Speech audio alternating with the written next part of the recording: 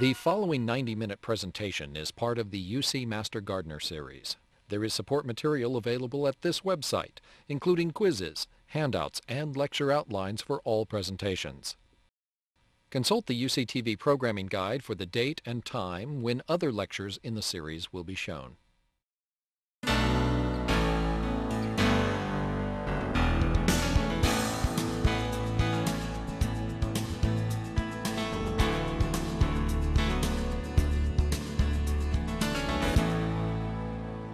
As Lynn mentioned, my name's Terry Prichard. I'm what's called a water management specialist, which is a little bit different than an irrigation specialist, but kind of like an irrigation specialist. And since I've worked with irrigation systems, as well as their design, their installation, operation, and the performance of the systems in relation to producing increased growth or increased reproductive aspects of plants, that's why I'm here today, to talk about plant water use, talk about irrigation systems, and then after we do that, I want to go through a little bit of a discussion on the components of a good drip irrigation system so that maybe you can weave through the minefield of all of the products available and know what some of the safety devices are on these systems that allow you to protect the groundwater and potentially the pump supply you may be using. All plants use water to grow. Some plants use more water than others to grow, and the main reason of that is they grow for a longer season. Probably the crops that use most water are those that have the longest season. What would be the longest season? A grass crop is an example, an alfalfa crop, a lawn. It's using water all season if it's green. And the key in water use, if it's green and it's growing, it's using water. Now we might be able to hold the water back from it. The example of that would be a lawn during the summer when you may decide not to apply enough water to keep it green and growing, but enough to keep it alive. And that would be deficit irrigation, less than the plant can totally use in terms of its full potential water use. So we could cut the water use even though it has a long season. Certain plants, and I'm not going to specifically talk about those today, but certain plants, such as perennials, also have the ability to go dormant if they don't have enough water. Many of these are native California grasses, which are perennial. When they run out of water in the summer, they go dormant, wait till next season, and then take off again when they have adequate water and the temperatures increase. I showed an agricultural crop to start out with. That was a cover crop in a vineyard in the spring. This is a landscape. This all has drip irrigation in it, which I'm going to talk a bit about later. But in a landscape or an agricultural setting, if we provide water in the root zone for the crop to use, it will use it. You'll hear me probably slip and say the word ET today. And this is what ET stands for. This is transpiration, or the loss of water through pores in the plant surfaces, and evaporation. Evaporation is from the soil surface. So let's say we irrigated a lawn. Some of the water would evaporate on the way down with the sprinklers. Some would set on the surface and evaporate. And after that evaporation process is over, the roots would take up water. It would get into the plant structures and then be transpired out.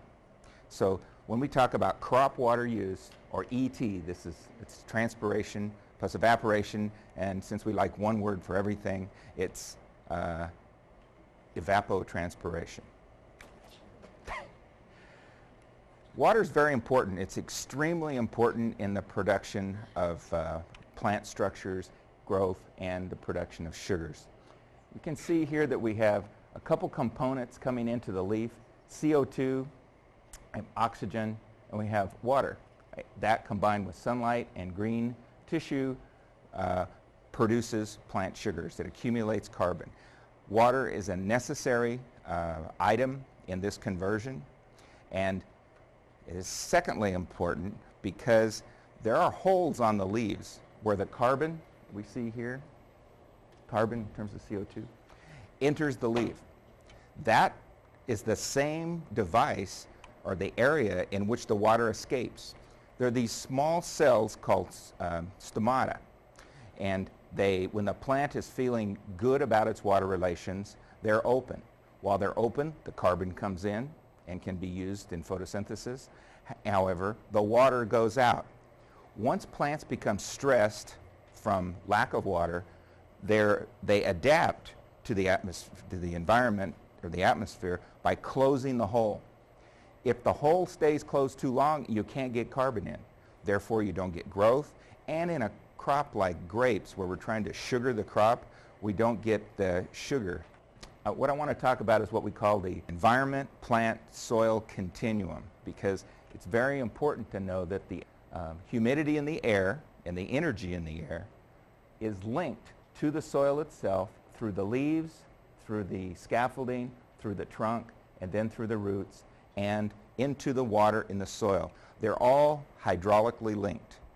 And what that means is they're connected. And so this is how water use in plants operates. We have the sun, direct radiation against the leaf. It heats the leaf and it evaporates water out through those stomates. Water has the ability to hang together very good. We've probably all done these science projects where we have a thin capillary tube which we stick into colored water, and the colored water runs up the tube. Can also be done with celery that has small capillary tubes. Water has the ability to hang on to each other, a cohesive sort of nature. And so when we have use here, it pulls it all the way up through this area out to the leaf. And in the soil, we have water that is next to the root that becomes depleted. Then water moves from an area that has higher water to the area that has lower water in somewhat of a capillary fashion. So there's no disconnect and a true connection between the humidity, the low humidity air through the plant down to the root. During the daytime, when the heat is the highest, midday is when you have the highest amount of transpiration. During night, when there's no heat, this slows down significantly and then allows the roots to collect water and catch up. So this is not a one-to-one situation, meaning one molecule goes out the top, one comes in the bottom. That may happen under a very low environmental pressure situation where there's adequate water in the root zone, but as it becomes less and less available in the root zone, the plant gets behind during the daytime, but then catches up at night. And as long as the plant can thoroughly catch up overnight and start the morning good again, that's all, things will go good for the plant. This is somewhat a look at what happens to water in the soil. This is our basic concern, the amount of water which is in the soil in this slide, and it shows us the associated losses and ultimate fate of the water. The inflows here are irrigation, and this just indicates that if from any irrigation source, especially if it's from a surface source or a canal or a creek, you can have evaporation from that, canal seepage to groundwater. Also inputting into this is rainfall. And if it exceeds the capacity of the soil to take up water, which we'll talk about in specific later, it will run off. Once it runs off, it can be evaporated, go to some other field, or to groundwater. In areas that have saline groundwater, so once that fresh water goes to the saline groundwater, it can't be further used, is what this means by a salt sink. Once the water is stored in the root zone, it has the opportunity to go out through, as we've discussed, evapotranspiration, plant water use, or if we put too much water into the root zone, then we can flow water past the area of the roots, and that's called deep percolation. Deep percolation waters don't come back up. They just keep going down. It may take years and years and years to get to the groundwater, but they just keep going down and will get there. The more water you follow them with, the faster they will go down. It is possible, however, if you have a water table, that could come up into your root zone. And a good example of a water table that comes into the root zone is in mountainous areas such as this. You may have an upslope area that takes water and then it runs down to an area and seeps out. That would be pretty much a shallow perched groundwater table that would be coming out into the root zone. Usually happens in the spring. However, in areas that have flowing springs, it could continue to happen for the entire season. There's lots of ways to apply water to crops and landscape situations. This is one. It takes a very, very big head of water to cause this to happen, but it's a flood across the entire, this happens to be a 20-acre piece of ground, which is flooded across the entirety of it in a 20-minute period of time. This is known as, should surprise no one, flood irrigation. Flood irrigation, I might add, works quite well if it's relatively flat, because you can imagine if that orchard wasn't flat and we put the water out on there, it would all go to one side. So the orchard's relatively flat. We put 20 minutes of water out on it. It's a wall of water. It looks like a tidal wave. And by the time it gets down to the far end, it soaks in fairly evenly if the soil has the right intake rate for the volume going on and the right slope.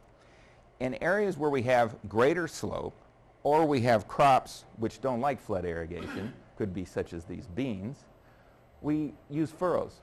Furrows are just raised beds with a ditch in between. We allow water to flow in, seep into the bed, sometimes all the way to the center, especially if we want to germinate the seed, or sometimes just to the edge if we don't want to inundate the root with excessive water.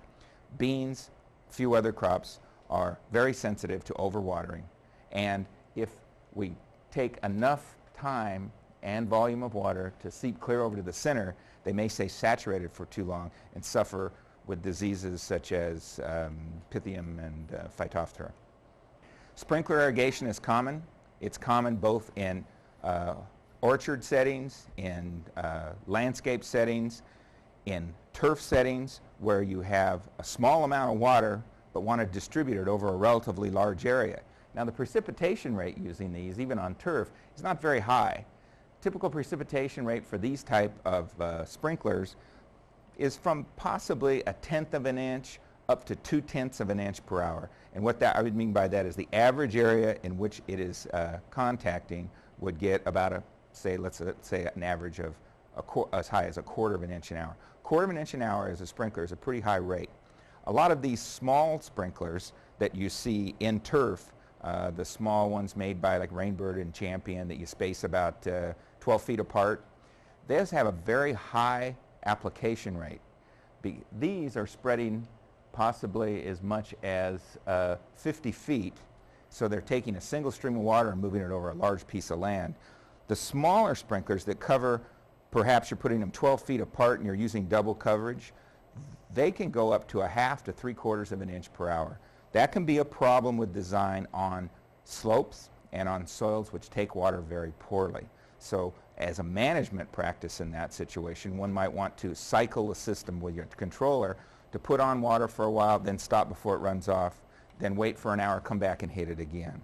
And that's how we get around these high application rates. One might say, well, why go high application rate anyway? Oftentimes with these round circular sprinklers, it's necessary to minimum to get double coverage, meaning every piece of ground is covered at least by 2 sprinklers. And in doing that to get an adequate amount of coverage in this and some uniformity, it just takes lots of sprinklers and a high application rate. These particular sprinklers also need to be set close enough to each other so that they help each other. These type of sprinklers produce what we call as a donut pattern. Right next to the sprinkler itself, there's lots of water. Then there's an area as we go away from the center of the donut that has a low amount of water, and then another area on the outside which has a high one. So what we try to do is put the high one of this one on the low one of that one, and then pull them in on all sides until we get good coverage. So in all of these, coverage and uniformity is very important because it makes management easy. You get an adequate amount of water into the ground, and you don't have for the crop, and you don't have dry areas and swampy areas. Other types of irrigation are also successful. This is a drip irrigation system in strawberry that comes off of a main line with a very simple valve that goes into the bed and then into a small drip irrigation tubing. I'm going to talk specifically about that later, so I won't talk much about it now. But the beauty behind drip irrigation is it doesn't take a lot of pressure to operate like sprinklers. Sprinklers take a minimum usually of around 20 pounds of pressure up to sometimes as much as 40 to 50 pounds of pressure, depending upon the type of nozzle size and the head design that you might select. Typical ones in landscaping that that pop up and do a certain area and drop back down usually operate from around 20 to 30 pounds very effectively. There's very little evaporation lost with these, especially if in this case you can see the drip irrigation tubing was laid down, the plastic was laid over the top, and the strawberries were planted through the plastic. So if you can avoid hitting that tube when you're planting, it all works very well. Problems can occur with different kind of irrigation systems because of water infiltration difficulties. I already mentioned the fact if you have a slope or a heavy soil, it may have a low infiltration rate. Water can build up at the end of a run, out the edge, and have swampy areas, and it's not a very appropriate, number one, a very appropriate use of water. It makes it very hard on the landscaping plants, especially if your plants are not very tolerant to excessive water. And if it runs off, it can carry fertilizers or chemical residues both to the groundwater, if it seeps to the groundwater, or to streams, which is becoming a very important issue in California. That doesn't just happen with a flood irrigation system. This is a sprinkler irrigation system which has excessive water running all the way out the end of this field. So our goal in terms of applying irrigation water is that the plant likes to have three things, and it likes to have them all at once. It likes to have adequate amount of water in the soil so that it can grow, but it also needs mineral nutrients and air within the soil. In a normal soil that's ready that's just an optimal situation with air and water, if we took a cubic foot, half of that would be mineral matter, or the soil particles, and the other half is going to be airspace if it were totally dry. If we added the water to that half, it would be about 50%. So we'd have 25% water, 25% air, and 50% by volume, if we took a cubic foot of soil, and that would be optimal conditions. As that soil dries up and the water goes away, you might lose 50% of that water, and at that point your plant would start to suffer. So it gives you an idea about how much water per foot of soil is held. And I'll speak specifically to that in a minute. How do we know about these infiltration problems? Well, we've measured it. This is, a guy can never help but showing things that he built, especially if he's, engineering oriented, This is a device that I built which measures infiltration of the soil. It's computer run by a battery source, and we have about 500 of these hypodermic needles on it, and it moves very slowly so that it's an extremely slow, uniform application with 50 drips happening in a 3 square foot area.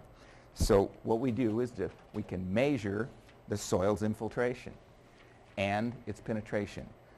Factors that govern water penetration are important to look at because we can then think about what can we do to improve them.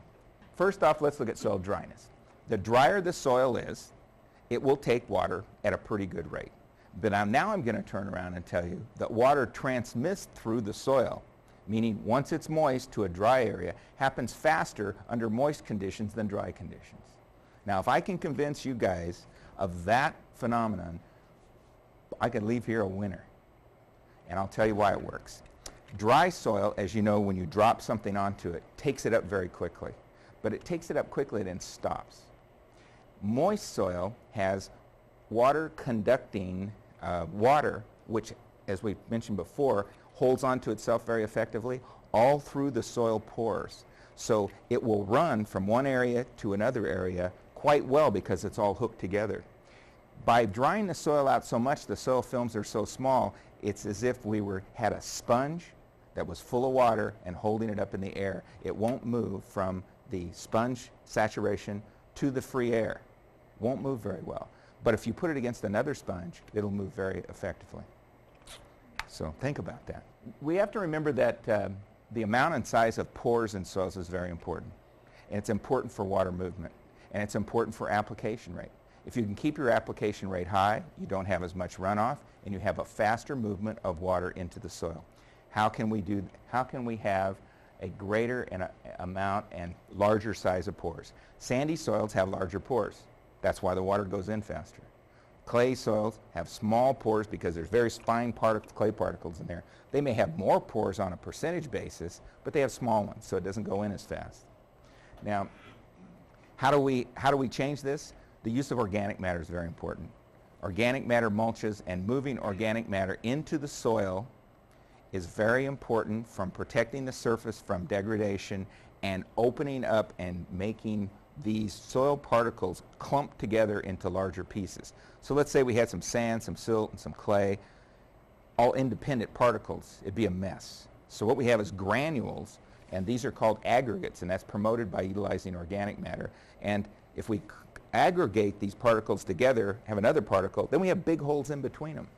And the best idea of aggregation that I can give you, not aggravation, but aggregation, is a gopher. You know when the gopher digs it out and you see all these they're little lumps of particles, and in between it there's larger holes. That's what we'd like to see without the gopher, of course. It's, so how do we get it? We get it by the application of organic materials back to the soil. Very, very important. And also I'd like to add that since many of you will be dealing with organic issues, and I know Lynn didn't ask me to talk specifically about organic matter, but it pertains to the infiltration. It's very important. It's okay? All right, it's okay. Good, I had to ask. Many people have failed in their ability to increase organic matter content in their soil unless they were so vigilant that they were just adding and adding and adding. One year, I added 6 inches of a kind of a bark chip sawdust stuff to a bed, rototilled it in. 2 years later, couldn't find any of it. It was gone. And so I thought I wasn't very successful. But in fact, I was more successful than I thought, because it's not just increasing the organic matter content of the soil that makes it better. It does at the initial point because you're mixing larger particles, which are non-soil particles, into it, so it creates little pathways for water to move. That's great. But on the long haul, it's the decomposition of these organic products that help bind the soil together in these aggregates. The thing that does this is called, there's a number of different compounds, but they're sugars. As the microbes break down the organic matter, they produce polysaccharides and other types of those products, and those are glues. And these things are chained together like little ropes. And so in the soil, they glom onto these particles and hold them together. It's very effective, works very good. So that can be used to effectively help the size and the amount of pores over time. Surface access to soil pores is also very important. You know, we've all seen an area which we may have driven a car over or something like that, or getting very intense rainfall, which causes a crust over the surface. It might dry up and then you see cracks between it. What's happening on that is that the soil particles of clay, which are a card-like material, looks like playing cards, sand and silt, which tend to be spherical, as the rain hammers on it, they separate. The cards come to the surface, the sands just kind of roll around below that, and you get an area that's about 1/2 of an inch thick right across the surface, where you've taken playing cards and thrown out across the surface. The water just can't get in. That's called a crust. It's a depositional, a structural crust. And if we can prevent that from happening by keeping something on the surface, that could be growing or dead organic matter, you know, something that was already growing there and it may be dead from the summer, but it protects it during the winter. Or we can put a mulch over the top of that, and that will prevent that very effectively. Works very well in landscape areas, that especially if they get walked on a little bit, it's best to put a mulch over it. It keeps it going substantially in terms of the infiltration. Infiltration starts out very high. This is a graph which that machine created that is time in hours versus infiltrated in the number of inches that I could push down through the soil per hour. In the first few minutes, it's 5 inches an hour. You know, 5 inches, that's a lot of water. Well, it only works for about 5 minutes that way, then it drops. And that's what this particular line shows us, that after about 3 hours or so, we're down to 0.2 of an inch an hour that would go into the soil. And we call that our basic infiltration rate. And when we're designing a sprinkler system, we like to stay below this area, because if you turn it on, You don't want it to run off in 20 minutes or run off in an hour. Yes? What kind of soil is it that you're talking about? All soils behave in this fashion. The soils that have, this would be a soil that started out dry, so it takes it on very quickly and then declines. All soils are very similar to this, but to specifically answer your question, the slope of this line varies with the type of texture. Sandy soils tend to have an extended line like this. Clay soils tend to drop quicker and then take a little bit lower areas. Some of our problem soils in California, clay soils or soils that tend to crust, can have infiltration rates of less than a half of a tenth, meaning here's 2/10, so it'd be a half a tenth. So the basic rate would be way down here. And that's also made worse by slope, because as soon as you get any runoff, then one runs to the next, and at the bottom of the hill you've got a big pond. We also have problems not just with the surface or the pores in the soil if it were all homogeneous, but we can have areas. This is a compacted soil. Compaction occurs from equipment, from cars, from other things, not right at the surface, even though you'll get some there, but it's down based on the weight and the PSI that you're putting on the soil surface. This could also be viewed as a clay pan soil. Many soils start out on the top where they might be sandier and then get clayer in the subsoil. So what happens, we have a high infiltration right here and then a tremendously reduced, a 10 to 20 times reduction in this area. What happens in these type of soils is it infiltrates here, and then when it gets low, it builds up just kind of like soil in a bathtub. And then the poor roots that are growing in here can do very poorly. Let's look at what happens to water both in terms of its infiltration and movement in terms of depth and its capillary movement out through soils based on texture. This is the depth in inches from the bottom of the furrow, meaning just like it is up and down, and this is from the center of the furrow sideways for two different types of soils, clay loam and a sandy loam. In the sandy loam, after 15 minutes, we've already got it down to in the neighborhood of 12 inches. After 40 minutes to 36, an hour, and then 24 hours. And notice it goes out very little. It only goes out, even at the maximum 24 hours, to around 12 inches. It just keeps going down because of the high vertical infiltration rate and the poor horizontal movement. We call this particular movement out in this direction the ability of a soil to sub water over to that area.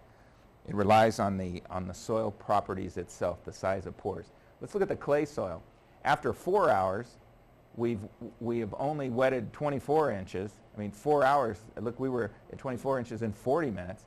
And at 48 hours, we were only down to 72, but it had gone clear out to 30 inches. So you can use this method as an indicator of, if you want to wet the entire area, of how far apart to put the furrows. So you could put the furrows as much as 30 inches from the center. In other words, if we put water here, water another 30 inches, this would move virtually 60 inches to the center of the bed. Whereas in this case, 24 inches would be a maximum. So you can use these characteristics for practical things in gardening so as to know how far apart to make your furrows. And also, in terms of water management, there's no need in letting the water run here for 24 hours if we're growing a shallow-rooted crop that might be 18 to 24 inches deep.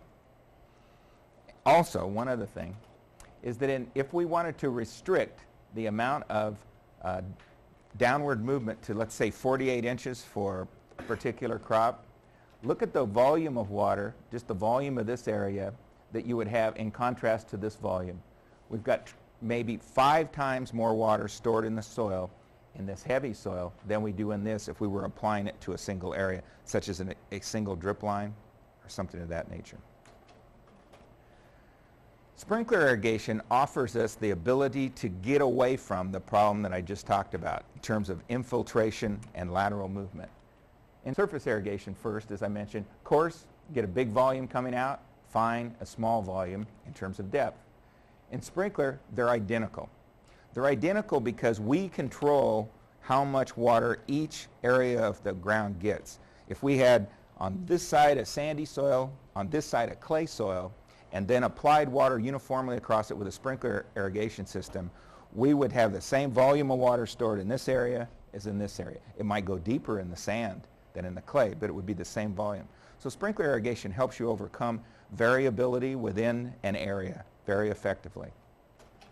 This is a concept which I don't like discussing, but it's necessary. This is the inches or the amount of water contained in a foot of soil, and this is the different textures of soil that we have. Textures of soil, Mary, I'm sure mentioned, there's sand, silt, and clay, and the sandier ones are more gritty, the clay ones are more slippery and ribbony, and the sandy soils have larger particles, the clay soils have finer particles. So from sand, what we call a light soil, to a heavy soil, a clay, we have different amounts of water that the soil will hold, and different amounts of water that the soil will give up to a plant. We usually rate these, kind of a big rating, between field capacity. Field capacity is when you have a soil that you irrigate thoroughly, let it dry out for 48 hours, and after all the internal drainage has stopped, it's about as much as it's going to hold. As I mentioned before, it's about 50% air, 50% water. At the lower point, this is a point where a plant can no longer continue to live in that soil. It's pumped all the water it can, and it permanently wilts. They usually do this, it's very dramatic. Usually do it with a sunflower, and a sunflower has the ability to stand up there and just do great pretty much until it's gone and it keels over. So you really get the point of a wilting point. So the difference between these two areas is the amount of water that we would have available per foot of soil. Let's take a sand. A sand at the permanent wilting point, the differential between here and here is going to be about an inch of water. But in terms of when these middle textured soils, let's say a clay loam, the difference would be between about 2 and about 4.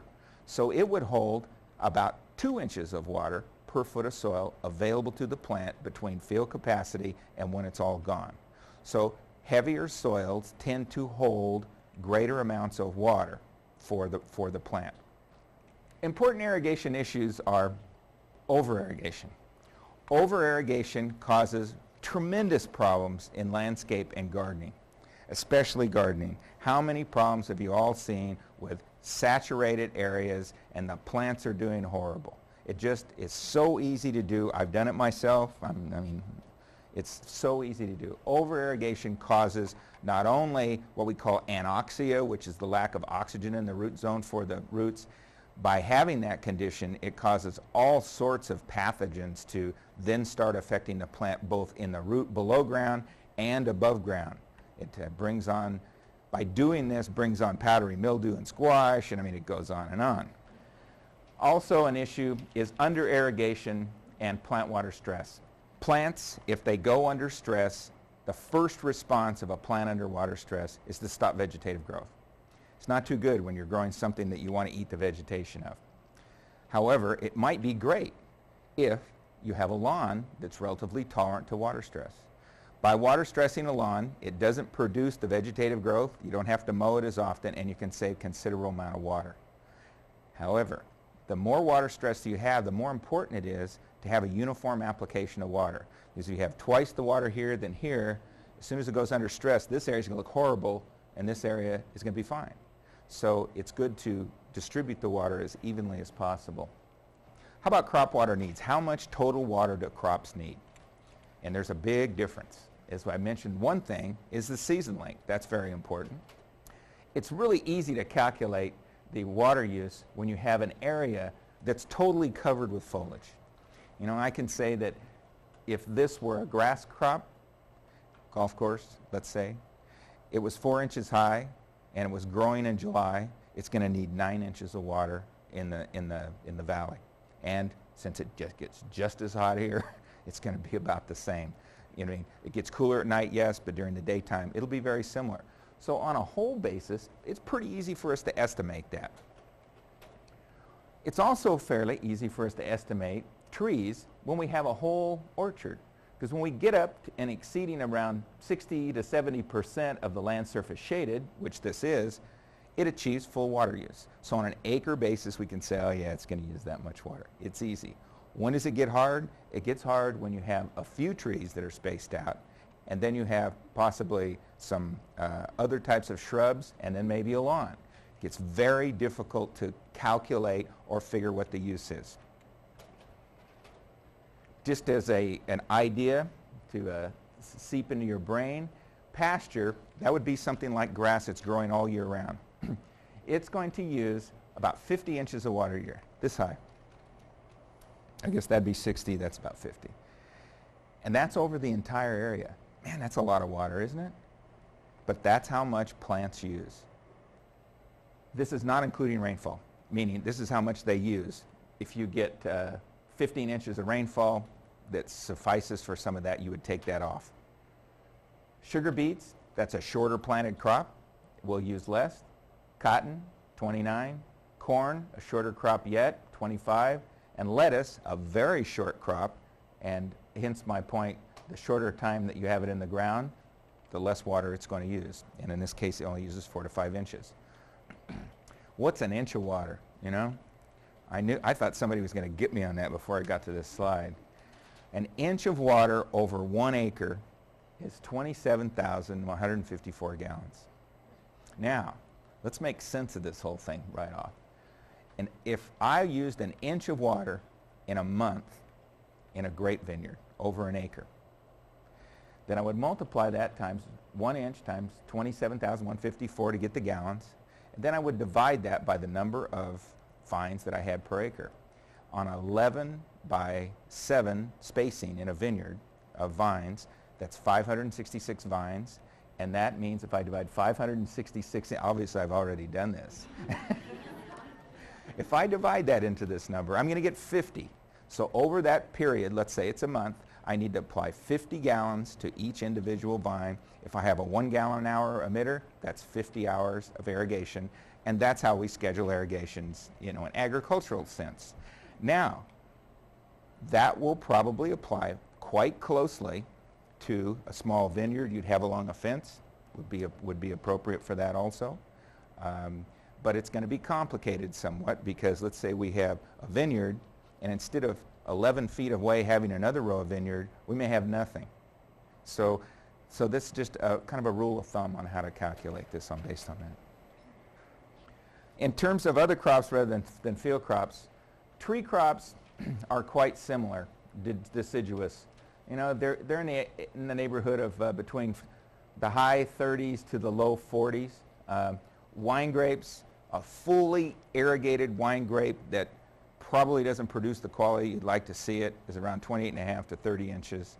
By the time we get it down to around 20, that's going to produce a good quality and still not hurt the yield very much. So in certain crops, this brings up my point in terms of water stress. In certain crops, we can take advantage of stressing or drought stressing the crop to give us what we want. The reason for that is the vegetative growth portion of a grapevine takes off and grows vegetatively first. You know, you prune them back, they take off and produce first the cane and the tissue, and then later comes the small bunch. First with flowering, then with the small berries. Then the berries just sit there until the vegetative portion is done, then the berries start working. So there's a distinct difference between the vegetative phase and the reproductive phase. So we can, if we have a vigorous enough variety and if we're giving it enough water early, we get the growth that we want, then we can cut it back, not completely until it knocks the leaves off the plant, but we can cut it back about a 30% on a yearly basis, that 30 inches here to 20 inches, and still come up with an excellent quality crop and a good yield.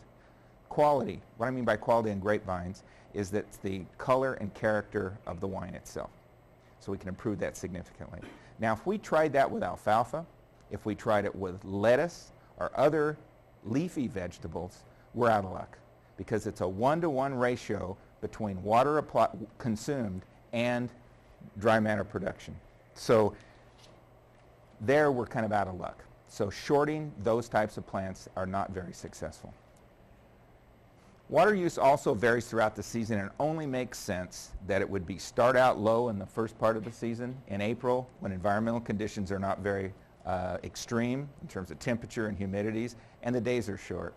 This is a sample that I just pulled out of my slide for pistachio, which shows it moves from April to May to June to July, which is those are the longest days, and it's the hottest temperatures, and that's when you have the greatest amount of water use, to come up to about our 40-some inches of water. And it declines as we get to the end of the season due to a couple things. One, generally, the shortening of the day, the cooler temperatures, but also leaves become less effective if they get into this point here, and they don't have the ability to transpire as effectively.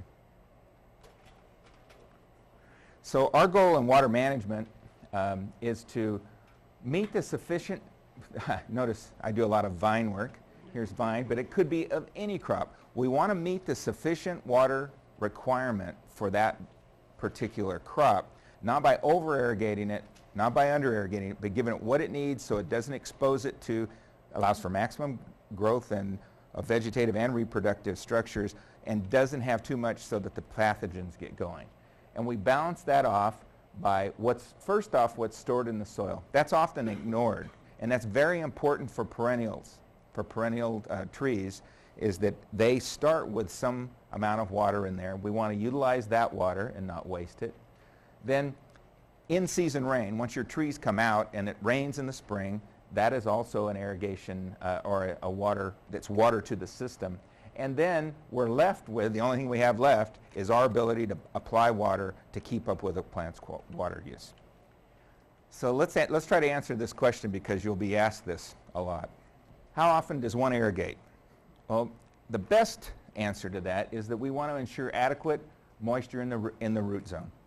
So what that means is that we want it to be like you say, close to optimal, so the plant can not be under stress. We'll get the most growth out of that if we go across the board in all types of plants.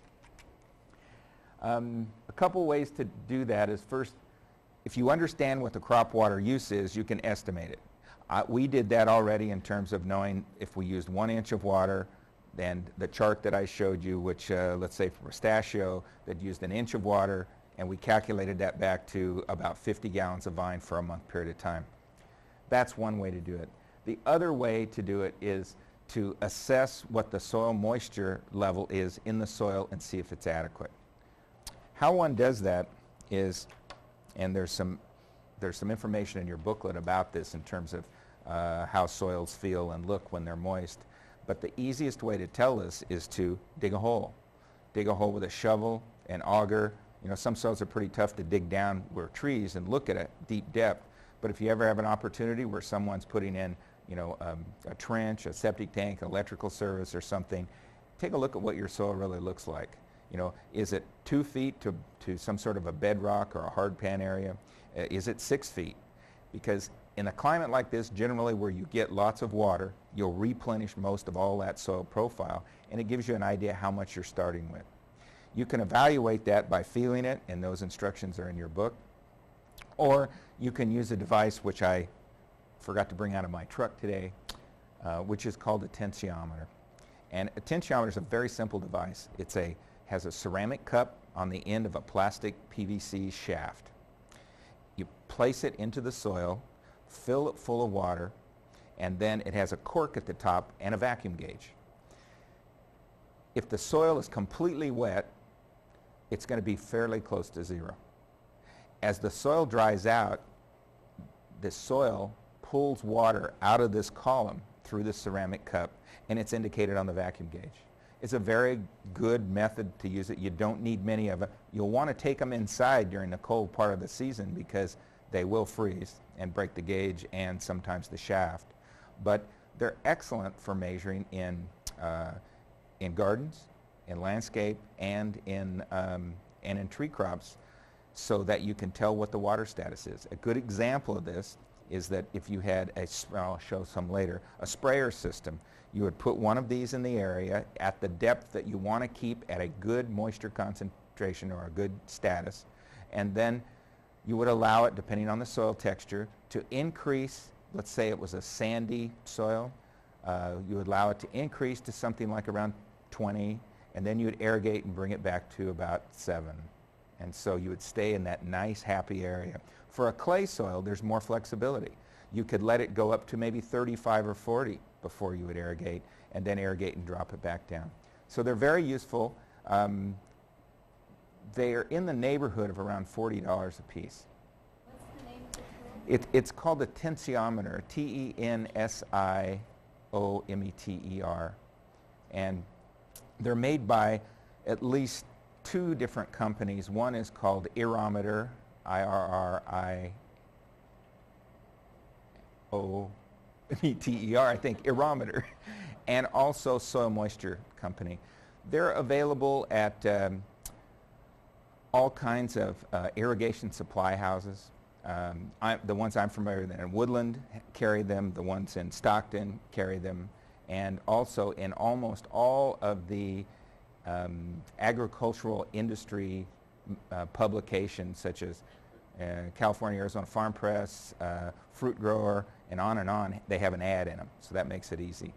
And they're very effective, but just remember, don't leave them out. And they last for a number of years if you take care of them. So they're very good. Another device which I don't use as much is called a gypsum block. Very old technology, left over from the 40s or so, and that's where there are 2 electrodes buried in a hunk of gypsum. You plant it down in the ground where you want to make the measurement, and then you take a resistance meter and measure the resistance. The resistance is proportional to the amount of water that flows from the soil into the gypsum block, and it gives you a number.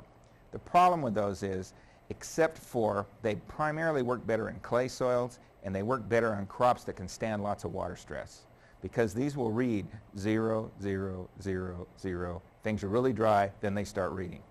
The tensiometer reads in a very low range, which is perfect for things such as shrubs and gardens and those kind of things. It works great for that. And since the tensiometer, you can get deep ones, but generally speaking, you'll be using shallow ones. They're very good for those types of things. So I would prefer that. The same company that makes the tensiometer, Irrometer, also makes what I would call a high-performance gypsum block. And it does work better. And I've used these myself a lot. They're a small, what they take is a fine glass material of all the same size, mix it with powdered gypsum, and then compress it around 2 electrodes. Then they put that inside of a stainless steel shield, and then you bury it in the ground and read it with a meter. The price of these are relatively expensive, so that's why I talked about it last, and that is, it's about $175 for the reader and about $17 per sensor. So, you really want to have a number of these out so that the price per sensor comes down to be able to afford the $175. But if one asks me, should I use a tensiometer, and I'm going to put 10 of them out, that's $500. Or I'm going to put 10 of these out, it comes to about the same amount of money, and this is a better solution. It's quicker, the maintenance is less. How do we measure water? Measuring water is pretty important. Measuring water that, as mentioned earlier, rainfall, we all know how to measure water. We just take a subsample of what's falling out there and go, we got an inch of water, that's it. In terms of measuring how much comes out, this happens to be in an orchard where we set out cans. Same thing is possible in turf situations to see not only what the average of these cans are getting, but how variable it is. You'll be shocked to find out how variable this is. There can easily be 3 times the amount in one can as another can. The better design you do by overlapping, the better you get, but it's a shocking procedure, and especially when you do it on lawns. Now you know why you have those brown spots. With drip irrigation, it's a lot easier. Drip irrigation, you can use a can, put it under the emitter for a certain length of time, then pour it into some measuring device, and then measure it. Wait until you get an adequate amount in there that makes it easy. One of the purposes of measuring is not only to find out how much comes out, we were talking about a gallon per minute before. A lot of these emitters that are sold are a gallon per minute, but that's at a certain pressure. If your pressure is different, it's going to be, if your pressure is higher, it'll be a little bit more. If it's less, it'll be less. Emitters, and I'll talk more about that later, some are self-compensating for pressure differential and some are not. So So it's good to find out exactly how much is really coming out under your conditions, and it's good to tell if they're clogged.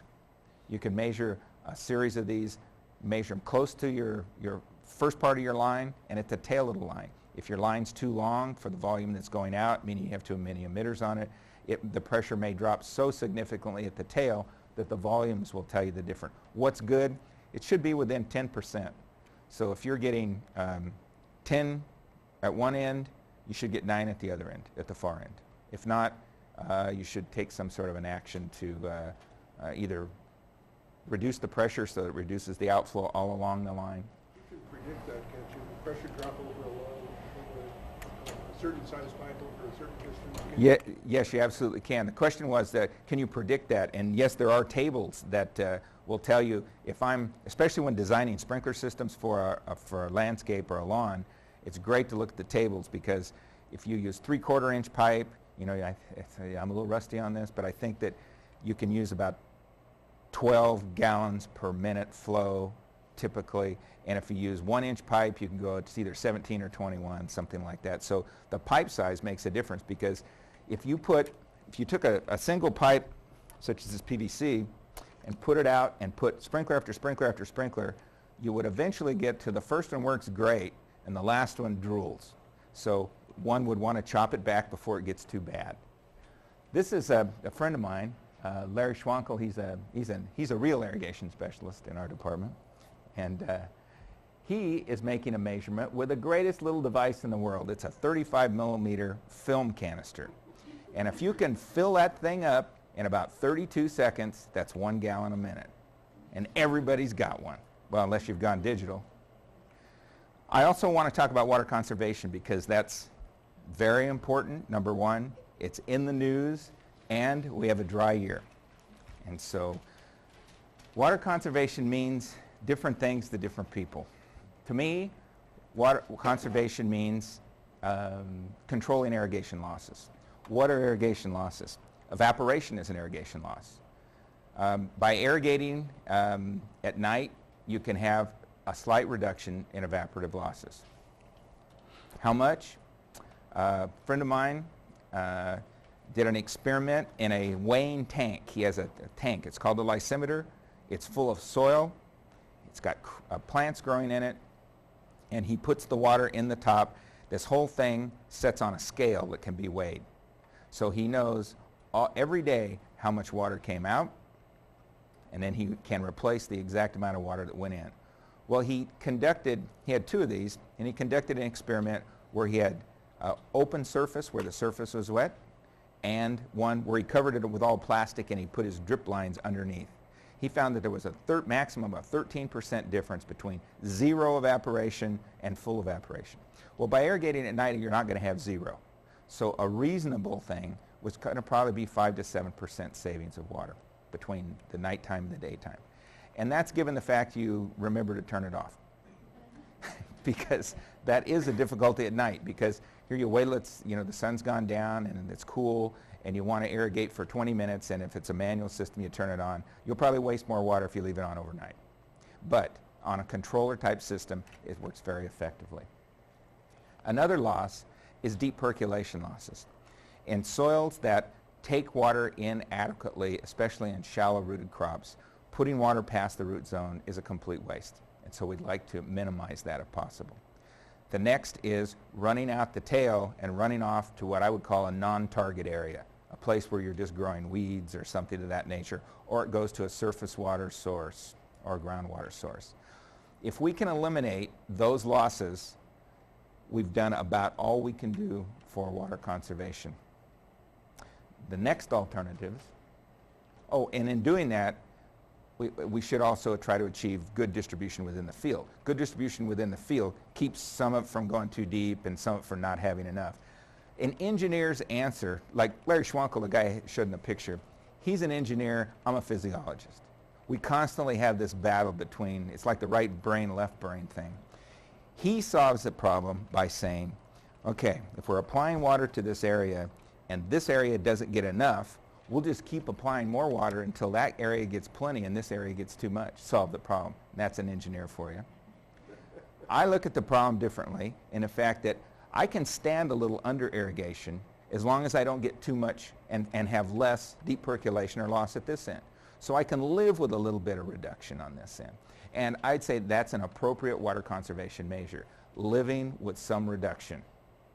And that could be in terms of dry spots on your lawn, a little bit of dry spot here and there, but you won't have the swamps. So that's a decision for you to make.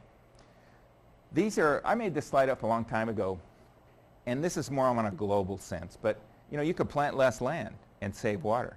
So if you have your garden that's so big, you could chop it in half and save half the water. It's a little draconian if you want to produce crop, but it does work. You can plant crops that have a shorter season. That makes sense. If you're only gardening for half the season, you won't use as much water. This is on a global sense. Increase irrigation efficiency, we've talked about that. Reduce the water use below the water requirement utilizing water stress. And if we've talked, that's more effective in perennial crops than it is annual crops. Additionally, you can work on the use of what I would call a non-target crop. Here we have an orchard that's not using any water because there's no trees yet, but the cover in here is using just as much water as if it were turf. So it's using lots of water. So to control that, the grower in this case disc it up and took it out. That controls water use. In a drought year where we know we're not going to have an adequate amount of water, one of the first steps, once erosion is not an issue, meaning you're not on a steep slope, is to eliminate the vegetation and stop it from growing. Okay, irrigation systems. Irrigation systems are of three basic types.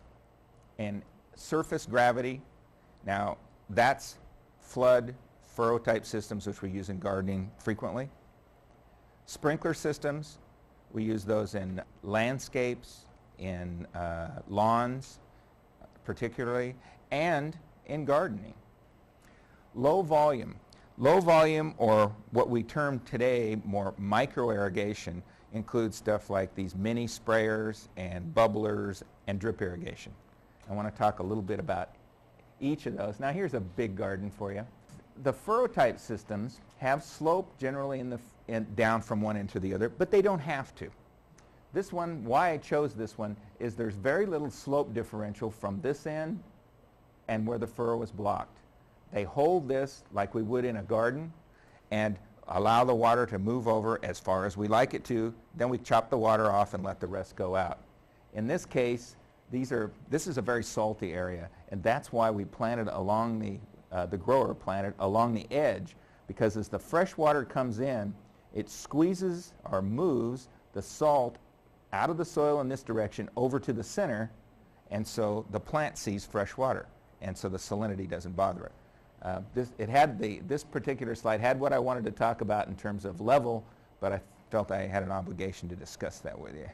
Now here's a furrow system that also is somewhat like a low volume system. These are young trees where we have a furrow down each side, and so instead of wetting the area and wasting the water on weeds, we can just put it down where these young almonds are on each side. So this is a furrow system which is also kind of like a low volume system that only covers part of the area. Sprinkler systems, again, common on turf. The concerns about these are the uniformity between sprinklers and concerns about pressure. Before we talked about if you had too many sprinklers in a line, this is what the last one would look like. Yeah, there it is. And also, one would think that if you just added more pressure, things would get better. But that's not the case, and it's important to look on the literature when you have a particular sprinkler of what its rated range is so that it has the best uniformity. This is a strange looking surface graph of 33 psi, and you can see that it has a fairly good distribution within its area of influence. Now this is what happens when we move it up to 40 psi. Then it looks like it has a peak in the middle.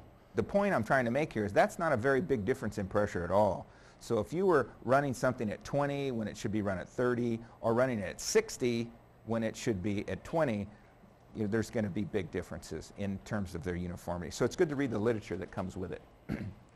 This is a picture of a low volume system, both of an above ground drip irrigation tubing and buried. Buried tubing is becoming much more common. It's becoming common in trees, in Landscapes, tremendously popular in landscapes and also in some vegetable crops. In the landscaping, where we have perennial deeper crops, we're putting this down somewhere in the neighborhood between 12 and 16 inches deep, such as you see here. So we put a trench in, and this one was pulled in, meaning you pull it in with a shank and feed the tubing in, but you can also trench and then place it in the hole and cover it up, which is more common in landscapes. So it's buried between 12, 16 to 20 inches deep. The reason that we put it so deep is because this soil that we disrupted here, when we turn on the system, the water comes right back out to the top because it comes right out that crack.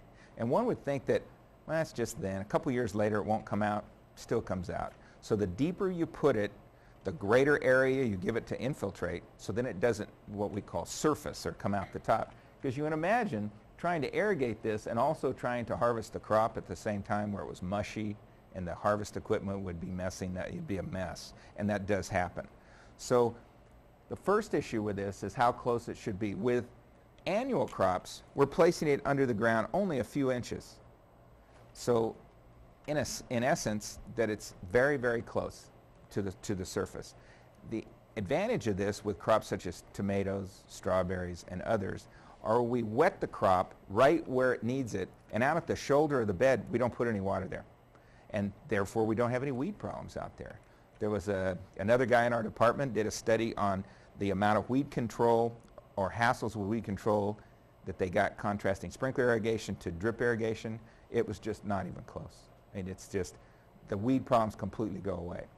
I have a friend who grows watermelons, and he puts plastic over it, one drip line, and plants watermelons into the plastic, has zero weed problems. So these types of systems can help a lot, not just in irrigation management and evaporation, because if it doesn't surface, you have very little evaporation in this case. This is a drip tube that was buried in the soil, and guess who likes that water? It's roots. And roots will go into these things and plug them up very effectively. The more woody the species, trees, vines, shrubs, the more they will go in and do damage. The finer roots, like the grasses and such, may go into it, but you can treat it. Grass roots, when they die, they blow away. When shrub roots die, there's a big root left in there. So it's less clogging problem with grasses than it is with shrubs. One of the ways to keep these out, this is a drip emitter just like the one that you see here, and they're inserted inside of the tube as they're being made. So you can buy these at 20 inches apart, 40 inches apart, whatever you desire, and they'll drip whatever you tell them that they want. You want a quarter of a gallon an hour, or half a gallon an hour, or one. But the material that this is made out of is called geoflow tubing. And what they did was impregnate a material called treflan, which is a herbicide, trifluralin, into the emitter itself. And over a 20-year period, it slowly bleeds out, and the root, in this case, will come up to the hole, but it doesn't want to go in. It just is enough to just keep it out. Works very effectively. How they came up with this is that, out in Nevada, they had these nuclear testings, above ground nuclear testing for many years, and they put lots of radiation out across the desert, and all this Russian thistle, which is, tumbleweeds, would grow on this, and then it would all blow in the town, and they would preferentially pick up this radioactivity. Well, that wasn't working out too good. So they made polyethylene pellets with trifluralin in and flew them on with huge planes, and that's why there's no Russian thistle growing in the desert there. And this gives up its trifluralin at a very slow rate and keeps things from growing if it's high enough.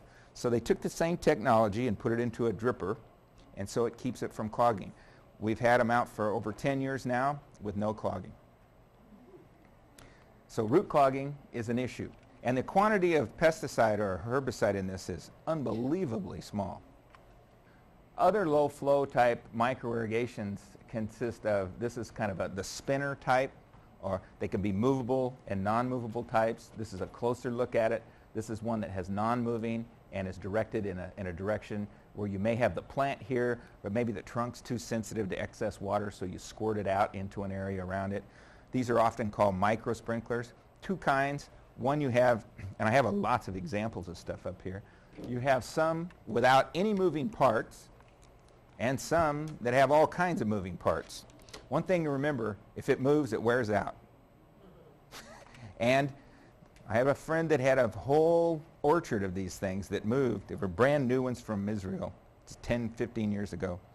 And I said, how do you like your new system? And he says, the good news is 95% of them start working when I turn the pump on. The bad news is 5% of them I have to go out and flick them to start them. He didn't like that. They replaced them with a different one shortly after. So moving parts can cause problems. So why would one want a moving part? It's the physics. There's only so much we can do with physics to get this thing under a certain pressure and volume to shoot out so far. With a single one that squirts around like this, we can shoot it farther. So that's why moving parts are so, people, we can do so much more with this, but there are problems. This is a use of those in like a landscape situation where you would plant it and you would have a particular sprinkler for a particular shrub or tree. Very common. Drip irrigation, hence the drips, puts it on at a lower quantity. Let's contrast things. With a large impact type sprinkler, it usually puts out somewhere between 3/4 and 2 gallons per minute. The small spinner type sprinklers, which I just showed here, put out anywhere from about 5 gallons per hour up to maybe as much as 30 or so would be very common. So that's almost a half a gallon a minute at the top. Drip irrigation, on the other hand, is typically a half a gallon an hour or 1 gallon an hour, which are the two most standard application rates. So hence what we call this low volume or micro irrigation. It puts a small amount of water into an isolated area of ground. And that, in essence, is the good aspects about drip irrigation. It keeps the area in here not going through these big swings of too dry and too wet. And if you continually operate this, maybe every few days, it keeps a very constant moisture condition in the soil. The goal is to moisten an area of the roots. This one I didn't show the roots on, but how much should we wet? And that's of major concern, and it has been for years, and the jury is still out, but I can give you a rule of thumb. What we'd like to see is around 60% of the area that the roots would explore. So let's say between these two trees that we would have this much area that it would explore. So we would like to wet 60% of that.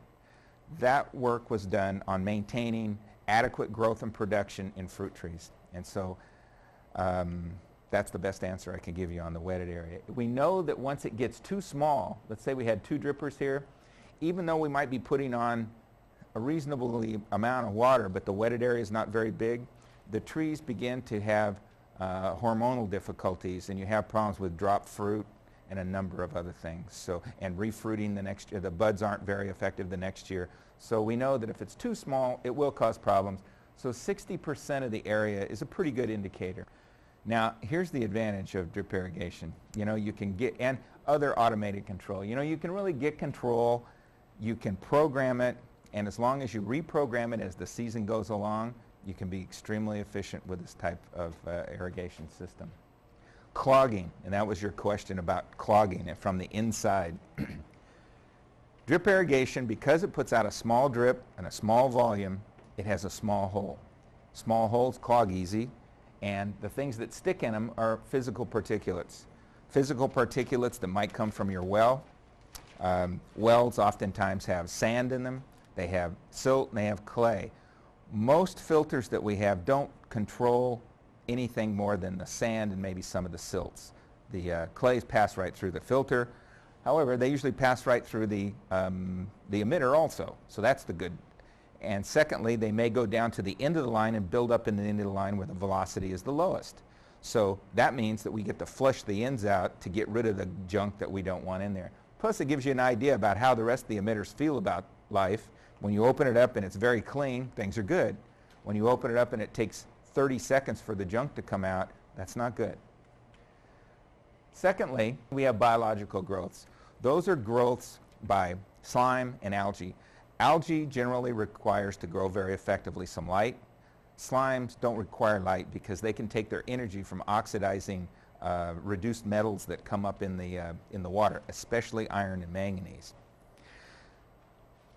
Where I have found problems with algae is where I come up out of the ground and I have this big manifold of white plastic, and we think, well, sunlight can't get through there. It does, very effectively.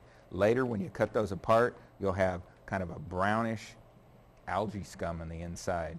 And as those colonies grow and die, then they go on down and plug up your emitters. So about the best thing to do is to coat it with some paint. I use just kind of a gray floor paint and paint all above ground PVC pipe parts with gray paint, and it really helps out a lot. Another big problem with biological growth happens with your valves. I don't know if a lot of you have noticed, but a lot of times your valves work great for a while, then all of a sudden they're drooling all over the place, and then maybe they won't open when the timer goes off. The algae grows right along the edge of the diaphragm and either sticks it closed or doesn't allow it to close very well. So that's another issue. And I'll tell you about some methods of preventing that. The last is chemical precipitates. Here I've got my cute little slides here that, filter. You need to filter, especially for drip irrigation. I'll talk more about that. For biological clogging, the use of acid, I believe, is a little too risky for small applications, but the use of biocides that include chlorine and copper are well within the capability of a gardener to utilize. This is an injector. The water comes in here, the water goes out there. You put your material in the top, whether that be chlorine bleach or some copper. Typical copper that we use is called bluestone. It's just a copper sulfate. And then you allow your system to run through this, and then it takes it out into the remainder, and bacteria and slime and algae are very sensitive to copper and chlorine. The plants are not sensitive to copper. However, with the chlorine, you would want to use a pool test kit to get the right amount in the system, where you would allow some to go in and go measure what's coming out of your emitter. And as long as you hit somewhere behind, we to give you a huge range that's okay. As long as you're within a couple parts per million and 50 parts per million, you're going to do just fine. We commonly put chlorine in some of these to the rate of 200 to 300 parts per million to really clean them up. It's not going to hurt the plants because once the chlorine goes out, it's a gas, it volatilizes and it's gone. So it's not going to go in the soil and hurt the plants. However, we've all seen problems from the edges of swimming pools because that's because of the high quantity in the large amounts of water that goes in it. So that's two methods of handling biological clogging. Precipitate problem is another. We have, in all waters, there are cations and anions. The ones that cause us the most problem are the calcium and the bicarbonates, and they precipitate, given time, in the line as calcium carbonate or lime. And you can oftentimes see that if you take a look at some drippers and you see white material all clinging to them. That's usually calcium carbonate and a good indicator that you have this problem. The only way that we have effectively gotten rid of that is utilizing acid products. Acid products which are not very strong, such as vinegar, has not worked extremely well. So it takes a more severe acid than that. Pool acid, hydrochloric acid has worked, but I should tell you that it can be hazardous in terms of using it. But if you have a completely clogged system, it's probably worth being careful and applying some acid. To do that effectively, you would want to get a pH meter, inject a small amount into the system, and then get it down to a pH of somewhere in the neighborhood of 5. pH is the acidity of the solution. And that will remove any of the lime or precipitates that are contained in it. An alternative to that is to throw it away and put new tubing in. But you know, one's a hassle, so is the other. Iron is another issue. Iron and manganese, these are a problem because they exist in the groundwater in a reduced form, meaning they're dissolved. When they come up to the surface, they oxidize, just like rusting, and then turn into, probably all seen wells that have high iron, and where the sprinkler squirts against the guy's shop, and it turns it red up to a level about like this. That's what reduced iron does when it oxidizes. It also can oxidize and stick in our emitters. If we have a water test done and we get over 3/10 of iron or half that in terms of manganese, then you'll have a problem. And before, these are laboratory, they'll do this in parts per million, they do this in milliequivalents per liter, and if it's over 2 for the calcium and bicarbonate, either or, you can have a clogging problem with those above that. So let's now look at and take a little bit of our time, about 10 minutes, looking at components of the system. Components of a good drip irrigation system include the pump and a very important component called a check valve. Check valves will be required in California on all wells, agricultural as well as domestic wells, after the 1st of next year. What they do is prevent movement that you may be injecting fertilizer or something may have gotten into the emitter or line of it sucking it back down your well if the well goes off. Now, most of you will probably be running these off of wells that have pressure in them all the time. But during a power loss, they may not have pressure all the time, and it may suck the material back down. That's why these check valves are very important. There's all kinds. There's the ball type and the spring type, single check valve, double check valve. This happens to be a single check valve that has a spring and a diaphragm. So what happens is while the water is going in this direction, it can flow unimpeded, but if the well goes off and the water containing fertilizers, herbicides, or whatever, can't go back down. This was a big issue that happened in the Sonoma Valley last 2 weeks ago, and where they were injecting a herbicide, an insecticide to kill phylloxera, which is a root aphid in grape, and the pump went off and it went back down the well. So they're in big, big trouble. And so that is a necessary component. One can have a fertilizer solution tank. This is the smallest and easiest one I know of. You can make this yourself. This is a purchased one. It's very inexpensive, where you can pour liquid or granular fertilizer into the body of it, and it circulates a small amount of water that goes through here, kind of goes in. If you want to come up and look, it has a small orifice that allows the water to go in, and then on the downside an orifice turned the other way so that it sucks it back out, and it injects a small amount. What this guarantees is whatever you put in here over time is going to go out to wherever you want it to go. The next item that we have here is a filter. Filters come in all kinds. This is a great one because you can look at it and see it. This has a screen on it. The water comes in one side, comes down through a hole, goes through the screen and out the other side. The beauty of this is that you can see when it gets dirty. The bad part about it is algae and slime grow in here. So you'll want to be sure to cover it up. I've seen these covered up time and time again with aluminum foil, you know, just to keep the crud from showing in there.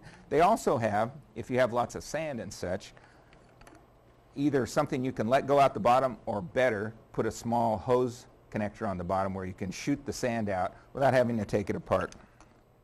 And the last one is a disc filter.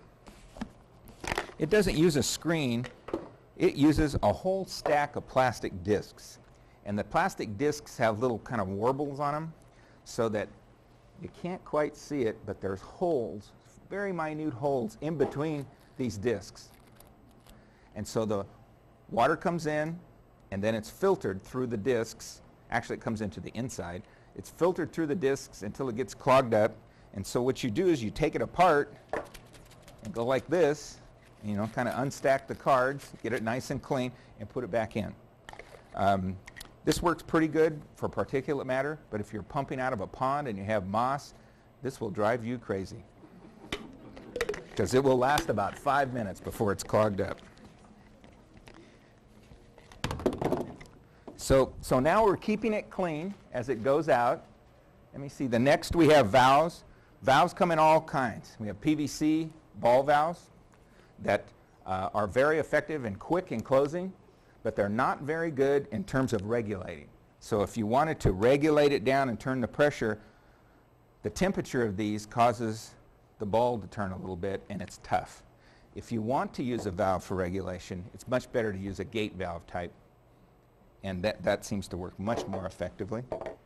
My next thing is a vacuum breaker. These are very important because these have a valve in it that allows it to, once the water pressure goes off to your system, that it allows air to enter so that you break the suction from here to down in your pipe. If you lose pressure in your system, you could suck whatever's out in the lawn clear back into your system. So these things are very important to have. They also, this is the vacuum breaker portion, and this is the electric solenoid portion. They come with an adjustment on the top so that you can regulate how much water and pressure goes out to each individual sprinkler group. Other types of that are, now that regulates the amount that goes out to each set.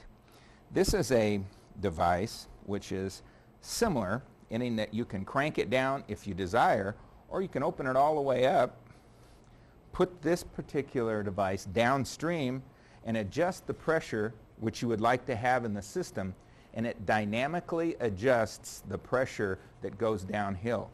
The other type, if you have 20 psi coming in and adjust it so that you have 10 going out, if your pump increases to 40, then it's going to be a proportional amount. This takes the proportionality out of it, and you can maintain, as long as you have 15 pounds greater on this side, you'll always maintain what you want on that side. So if you had 25 on this side, you could always maintain about, let's say, 10 to 15, whatever you desire, on the other side.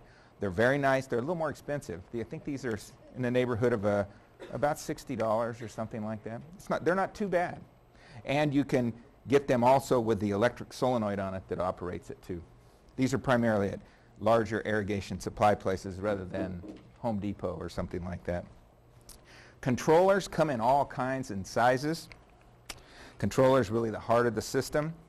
This one works on a hose, uses a small battery. You can tell it what day you want it to irrigate and how long. It works pretty good. Don't run over with a lawnmower. I know, I've done it. This is a timer one. You screw the timer on for how long you want. The water goes through and it runs a little, basically a spiral, and eventually it shuts off. This is the water meter. You can really tell how much you put out using a water meter.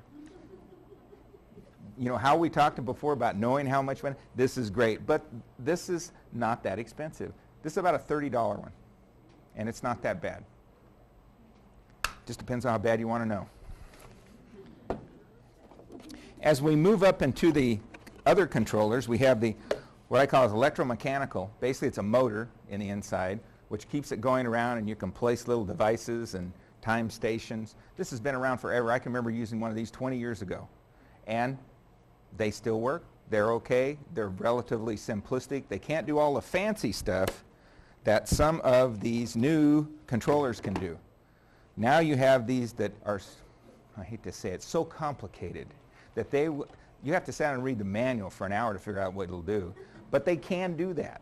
You know, they can skip alternate days. You can do it just on your birthday. And they're not very expensive now. Most all of them are from China, and I think that's the guy who wrote it too, the instructions. Yeah, good luck. Let's see what else I have here. Tubing.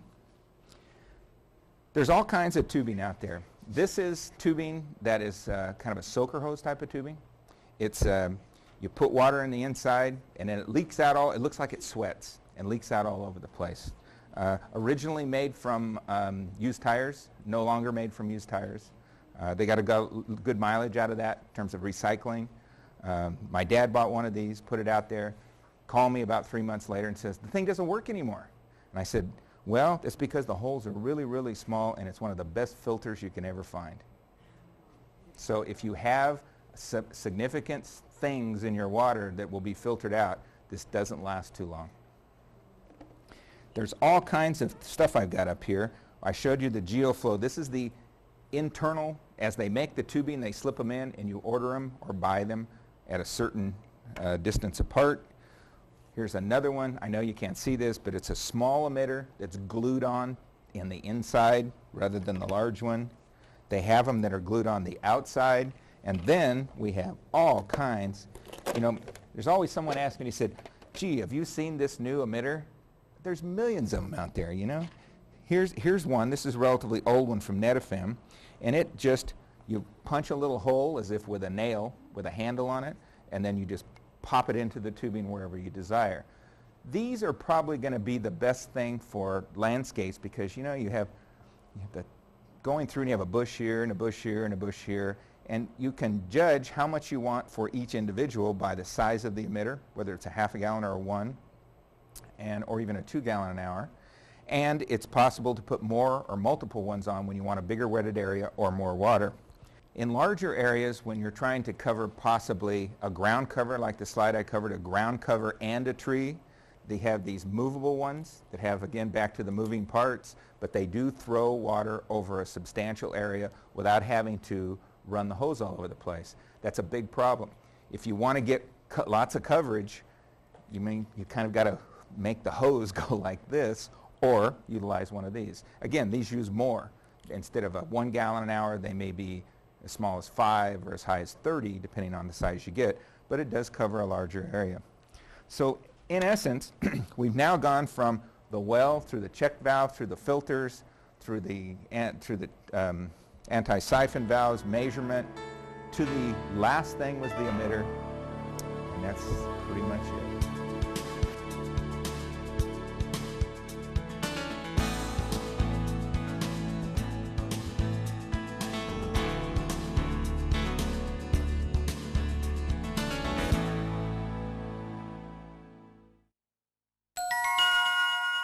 The preceding presentation is part of the UC Master Gardener series.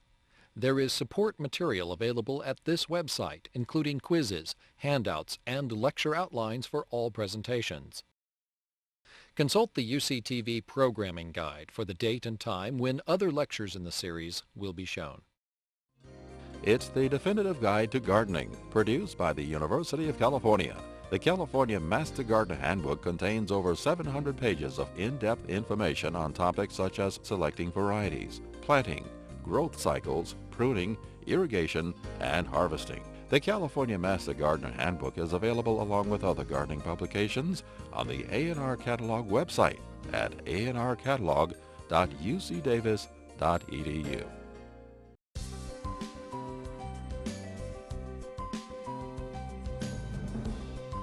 Dedicated to serving people, the Division of Agriculture and Natural Resources strives to make life better for Californians in every corner of this fast-growing, ethnically diverse state.